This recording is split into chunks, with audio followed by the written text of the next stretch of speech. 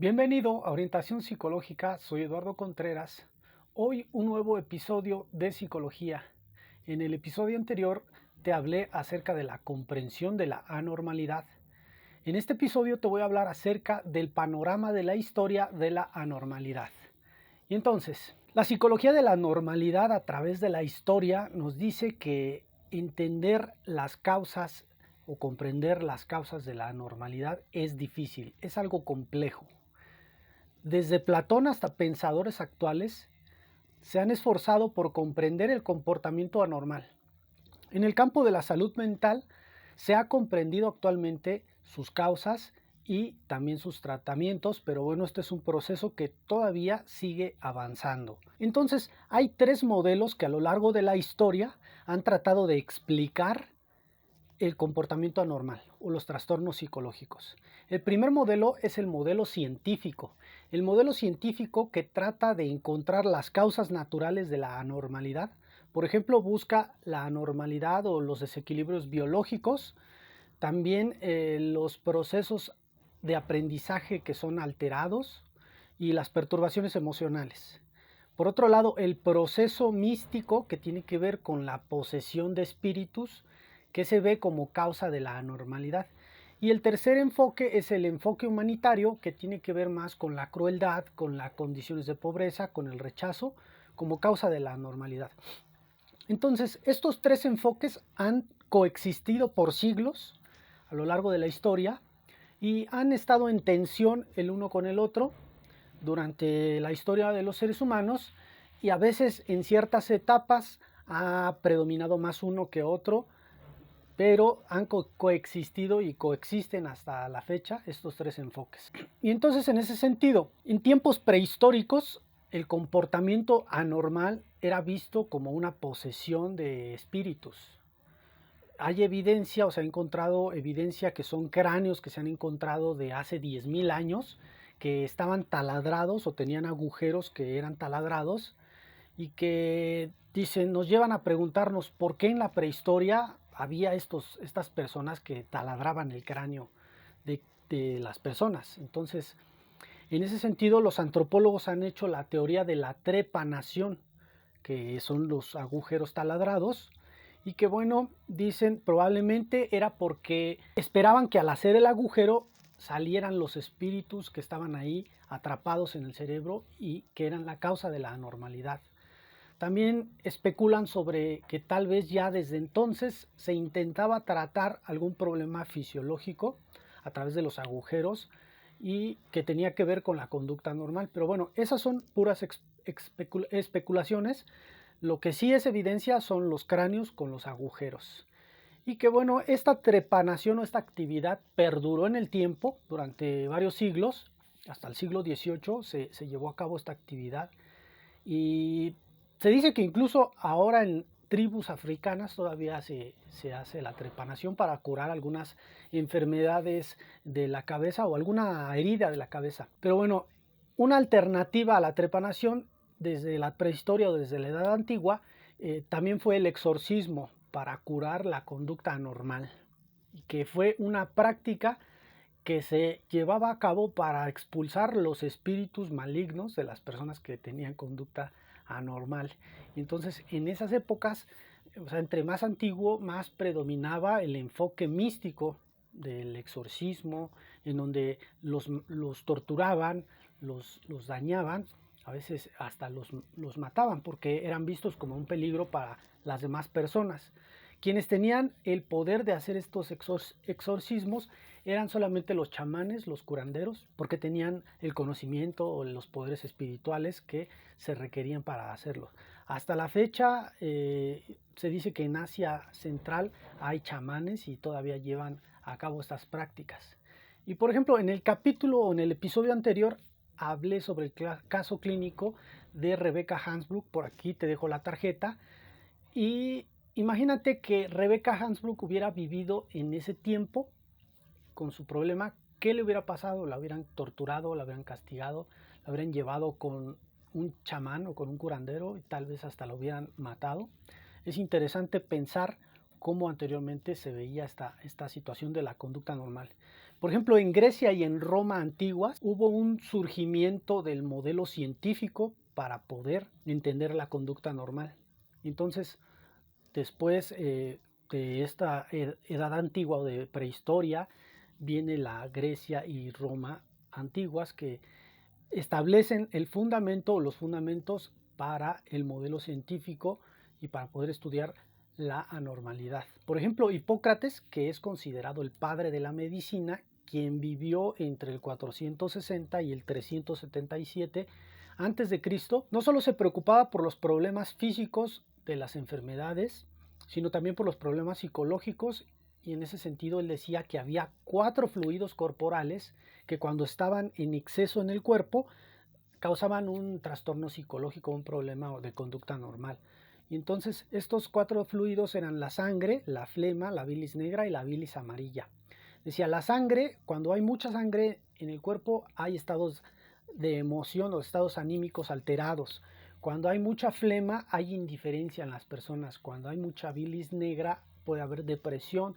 Y cuando hay bilis amarilla lo relacionaba con la irritabilidad, con el cólera, con la ira. Entonces él tenía métodos así primitivos que fueron las purgas o también las sangrías, que era sacar sangre, y también el vómito o la administración de eméticos para causar náusea. Entonces él decía, así se equilibra el nivel de estos 4 fluidos en el cuerpo y puede volver a estar sano o sana la persona. Y entonces les daba una buena nutrición y así era su método para poder tratar los trastornos mentales. Pero eso fue la base para establecer el modelo científico de los trastornos mentales.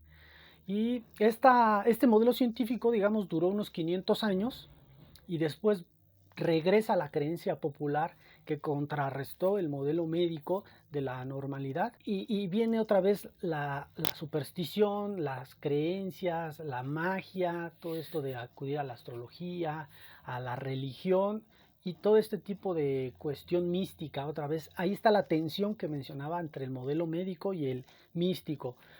Y posteriormente, en el siglo I después de Cristo, surge o hay un médico griego que vivía en Roma que se llamaba Esclepiades, que este médico, bueno, regresa con las ideas de Hipócrates y dice, no solo son los fluidos, sino que también reconoce que la perturbación emocional causa un problema psicológico. Después viene Galeno, que también toma las ideas de Hipócrates y que dice, bueno, él estudia anatomía y ve más el modelo médico o científico para estudiar la anormalidad. Hipócrates y Galeno establecen las bases para poder estudiar científicamente la anormalidad posteriormente o los trastornos psicológicos. Y después en la Edad Media y en el Renacimiento hay un resurgimiento de la explicación o de las explicaciones místicas en donde decían en la posesión de espíritus es la causa de los problemas mentales. Fuera de Hipócrates y de Galeno, hubo pocos avances en ese sentido, en el sentido científico, para estudiar la normalidad. Hay un resurgimiento del misticismo, del modelo místico, para tratar la normalidad. Como decía, resurge la superstición, el pensamiento mágico, el pensamiento religioso, que en ese sentido la iglesia pues comienza a decir la anormalidad tiene que ver con la posesión de los demonios en las personas y hay que perseguirlos, hay que torturarlos, hay que hacerles purgas, hacerles exorcismos, el vómito forzado, etcétera. Y entonces, por un lado, el pensamiento religioso perjudicó porque decía, bueno, la normalidad tiene que ver con la posesión demoníaca. Pero por otro lado ayudó porque, bueno, la idea de que el cristianismo ayuda al pobre y puede dar asilo a quien está enfermo, puede ser, bueno, esto ayudó a las personas que tenían problemas mentales en ese momento. Entonces también se comienzan a crear asilos donde dan un refugio a las personas con conducta anormal. Y bueno, en ese sentido, por un lado ayuda, pero por otro lado también afectó el pensamiento religioso. Y entonces, después surge, en esa época del Renacimiento, también surge lo que es el manicomio. El manicomio es creado porque, bueno, en ese sentido, la palabra manicomio viene de la palabra Bedlam, que la palabra Bedlam es un derivado de un hospital que se llamaba el Hospital de Santa María de Bethlehem, y que Bethlehem significa manicomio, en donde ahí se intentaba ayudar a las personas, pero gracias a la saturación, a que no había manera de controlar a esas personas porque no se conocía bien cómo funcionaba la conducta normal o los trastornos psicológicos, viene entonces una saturación, una demanda excesiva, y entonces viene el trato inhumano. Comienzan a castigar a los pacientes, comienzan a aislarlos, a ponerlos en cuartos oscuros, con pisos sucios, con catres de paja en donde los encadenaban. Era un trato muy inhumano, unas condiciones muy inhumanas que pues nadie quisiera estar. Ser pobre en ese tiempo era algo malo, pero ser pobre y tener algún padecimiento mental era un destino horrible o terrible, porque era un trato muy inhumano. Entonces, en este tipo de manicomios que tenían una idea de ayudar, una idea de humanitaria, ahí aparecía el enfoque humanitario, pero gracias a la saturación y a la falta de control, se pierde el enfoque humanitario y vuelve otra vez el enfoque místico y el trato inhumano. Y entonces, un científico, Johann Weyer, que es quien escribió La decepción o la mentira, el engaño de los demonios en esa época, fue alguien que trató de contrarrestar el enfoque de la posesión espiritual de los espíritus, y trató de ayudar en ese sentido a los pacientes. Eh, Fue quien, por ejemplo, creó la historia detallada de los pacientes, y les trataba de dar terapias recreativas, de que pudieran estar en mejores condiciones, de que hubiera higiene, pero era difícil poder contrarrestar pues ese enfoque místico, y que de alguna manera maltrataba a las personas con padecimientos mentales. Y entonces en Europa y Estados Unidos en el siglo XVIII hay un movimiento de reforma, ¿sí? Una reforma política y social, que durante ese periodo de tiempo se transforman los manicomios que tenían al inicio un enfoque humanitario, se transforman ya en calabozos, y entonces hay un tratamiento inhumano. Vienen después el líder del movimiento de reforma, que fue Vincenzo Ciaurughi, espero pronunciarlo bien, pero esta persona siguió modificando o reformando el trato inhumano, y haciendo algo por los pacientes. Creó instituciones que ayudaban a las personas con padecimiento mental. También Philip Pinel y Jean-Baptiste son quienes liberaron de las cadenas a los enfermos mentales, a los pacientes, y decían, pues no necesitan estar encadenados para poder curarse, ¿no? Esas curas de las purgas, de las sangrías, de la administración de sustancias que causan náuseas, pues son innecesarias. Esos castigos, encadenarlos no es necesario.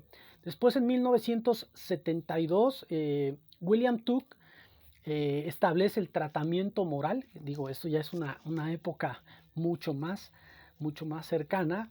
Establece el tratamiento moral con un enfoque más humanitario, y que busca ayudar a las personas y no tratarlas como se les trataba de manera inhumana.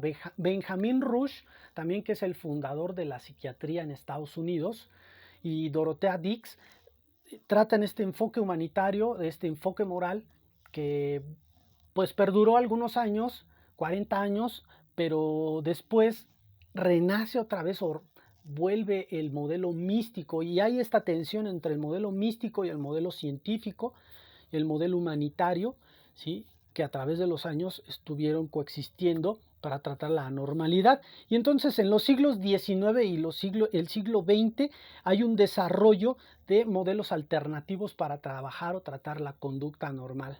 A finales del siglo XVIII, Mesmer crea el magnetismo animal, que él decía, más o menos como Hipócrates, decía que en el universo hay un fluido magnético que llena a los seres vivos, y que cuando hay un desequilibrio en el cuerpo de ese fluido magnético vienen los trastornos psicológicos. Y entonces él crea o inventa un dispositivo que le llamó magnetizador, y que se lo pasaba a las personas así para poder equilibrar el fluido magnético, y entonces las personas se curaban. Entonces fue tanta la demanda de este mesmerismo, de este magnetismo animal, que los científicos comienzan a voltear a mirar a Mesmer y decir, bueno, ¿qué es lo que está pasando? Porque no creían, no tenía una base científica, y entonces mandan a Benjamin Franklin a investigar durante 7 años, y al final dice, bueno, lo que pasa es que el efecto que causa el magnetismo animal en las personas y que les ayuda a sanar, tiene que ver con la excitación de la imaginación, no es otra cosa más que eso. Y entonces en 1844 se funda la Asociación Americana de Psicología, que inicialmente 13 administradores fundaron, pero que le llamaron la Asociación Americana de Superintendentes de Instituciones para Locos. Así le llamaron en ese tiempo, y después le cambiaron al nombre de Asociación Psiquiátrica Americana. Y entonces en 1845 William Greisinger publica un libro sobre la patología y tratamiento de los trastornos mentales. Y también este científico pues se basa en el modelo médico para los trastornos mentales.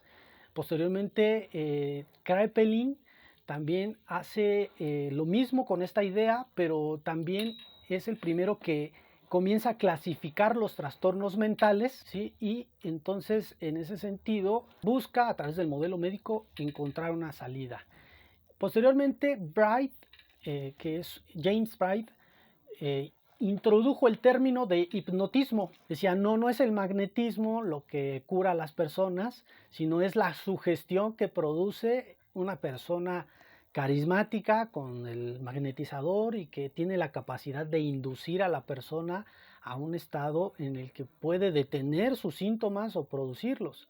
Esto plantea algo bien interesante, que es la idea de pensar que la mente puede inducir o puede generar síntomas o puede eliminar síntomas. Entonces aquí surge el hipnotismo, que digamos que es un modelo alternativo, y es con Mesmer y con este tipo de científicos como James Bright, se crea o se origina el psicoanálisis, que dice que no es la posesión demoníaca, no es el modelo médico, sino que más bien tiene que ver con los procesos psicológicos inconscientes que son causados por el hipnotismo y que pueden hacer que la persona sane. Y entonces después viene lo que es Charcot con, con la cura, con el tratamiento para la histeria. La histeria era un problema mental en el que las personas tenían síntomas fisiológicos que no se podían atribuir a alguna causa médica, alguna causa física, y que más bien tenían que ver con un problema psicológico que generaba esos síntomas, como era ceguera, parálisis. Generalmente se daba mucho en las mujeres en ese tiempo, y Charcot fue alguien que estudió la histeria y que decía que el hipnotismo solamente se podía realizar en las personas que tenían una patología psicológica, no en una persona que no la tenía. Y entonces el hipnotismo era un síntoma de un problema psicológico. Y en ese sentido, pues después viene Freud con Breuer, que es quien crea el psicoanálisis posteriormente, pero en ese tiempo estudian la histeria, generan sus técnicas de la cura del habla, la asociación libre y posteriormente el análisis de los sueños. Y bueno, de ahí se establecen las bases para la terapia o psicoterapia del psicoanálisis, que hasta el día de hoy tiene un buen auge todavía en estos tiempos. Y al mismo tiempo estaba Pavlov, estaba Watson, estaban creando el conductismo, otra alternativa para la conducta normal. También posteriormente en el siglo XX se creó la terapia cognitiva conductual de Albert Ellis, de Aaron Beck, también la terapia del aprendizaje social de Albert Bandura, y bueno, otras propuestas de diferentes psicólogos que tratan la conducta normal. Bien, esto es más o menos a grandes rasgos un panorama de la historia que tiene que ver con la conducta normal. Espero te haya gustado este episodio. Si fue así, considera suscribirte, comenta de qué te gustaría que hablara en el futuro. Y suscríbete, dale me gusta, nos vemos en el siguiente episodio de Psicología. Recuerda que sin salud mental no hay salud. Hasta luego.